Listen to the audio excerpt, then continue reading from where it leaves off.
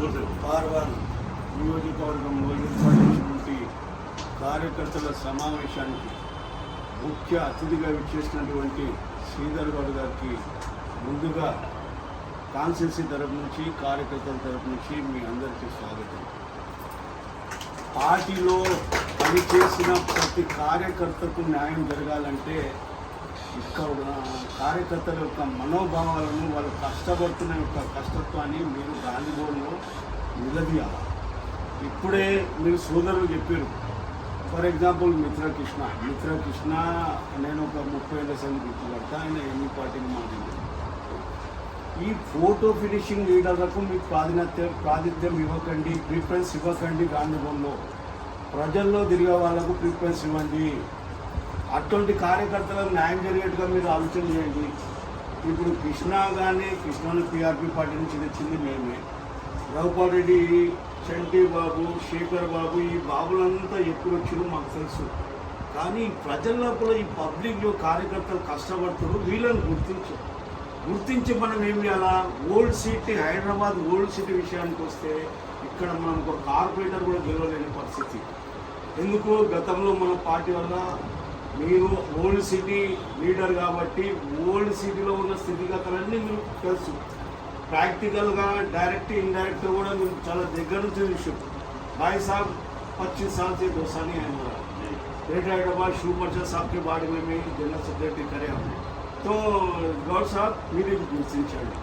గాంధీభవన్లో పోతున్నారు. ముఖ్యంగా మీరు చూడండి, ఈడ 20-30 ఏళ్ళ సంది కష్టపడడానికి మన బాధక సాధకాలు చెప్పడానికి మాకు న్యాయం చేయండి అని చెప్పి సీఎం దగ్గరికి తీసుకోవడానికి ఏ ఒక్క నాయనకి ముందుకి రావట్లేదు. నిన్న మొన్న జైనింగ్ వచ్చిన వాళ్ళకు సీఎం సాబ్ దగ్గర అపాయింట్మెంట్ ఇచ్చి కల్పిస్తున్నారు. ఇది బాగా గుర్తుంచుకోండి. మీరు కార్యకర్తలను ఏ విధంగా అంటే నేను ఈ పార్టీలో కూడా రాజ్యం వెళ్తాను, ఈ పార్టీలో కూడా నేను రాజ్యం వెళ్తాను. ఎక్కడ పోయినా నాదే హరాబరా అన్నది రోజు పోయినా. ఇప్పుడు మీరు ఇలాంటి వాళ్ళకు ప్రాతినిధ్యం ఇవ్వకుండా ఇప్పుడు మహేష్ గౌడ్ సాబ్ కానీ, రోహిన్ రెడ్డి సాబ్ కానీ వాళ్ళకు కొద్దిగా ఇంటిమేషన్ మీద ఇటువంటి టైం ఇట్లా మీటింగ్ పెట్టినప్పుడు ఒక్కరినాళ్ళు ఇక్కడికి తీసుకొచ్చారంటో వీళ్ళందరి బాధలు వాళ్ళకి చెప్పగలుగుతారు. వీళ్ళకేం చేయాలి? మహిళలకు, మహిళా కోటల్లో వాళ్ళకు ఒక పోస్ట్ ఇప్పించండి. కార్యకర్తలకు వాళ్ళకు పోస్ట్ ఇప్పించండి. వాళ్ళతో పాటు గవర్నమెంట్ పరంగా వచ్చిన ప్రతి స్కీమ్లో వాళ్ళకి ఫస్ట్ న్యాయం చేయండి. ఎందుకంటే లీడర్షిప్ అంటే శ్రీధర్ గౌడ్ సార్ మీకు తెలుసు, నాకు తెలుసు. భార్య పిల్లలకి ఇచ్చే టైం తీసి పెట్టాలా, వాళ్ళు సంపాదించుకునే పోయే టైం తీసి పెట్టాలా. రాత్రి పగలు లేకుండా కార్యకర్తలు కూడా ఫోన్ చేస్తే పోలీస్ స్టేషన్లో వాళ్ళ ఇంత లైఫ్లో ఒక భాగాన్ని తీసి వాటి టైం తీసి సేవ చేస్తుందంటే పార్టీ మనల్ని ఎప్పుడు గుర్తిస్తుంది, ఎక్కువ న్యాయం జరుగుతుంది.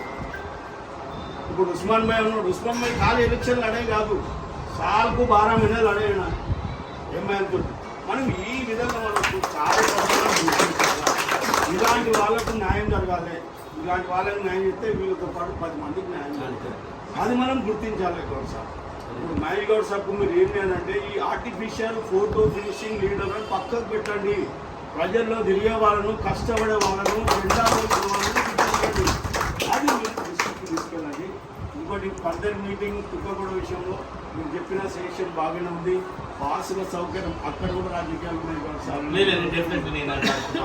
ఆ పాసుల దగ్గర కూడా రాజకీయాలు ఉన్నాయి. గాంధీభవన్ లీడర్ల దృష్టికి ఈ మాటలన్నీ తీసుకెళ్ళి కార్యకర్తలను గుర్తించి వాళ్ళకి ఎక్కడెక్కడ కార్పొరేటర్లు ఎమ్మెల్యే పరిస్థితి నామినేటెడ్ పోస్టుల వాళ్ళని అపాయింట్ వాళ్ళకి స్కీమ్ వాళ్ళకి వీళ్ళందరికీ వాళ్ళు కూడా భార్య పిల్లలు వాళ్ళందరూ ఉంటారు.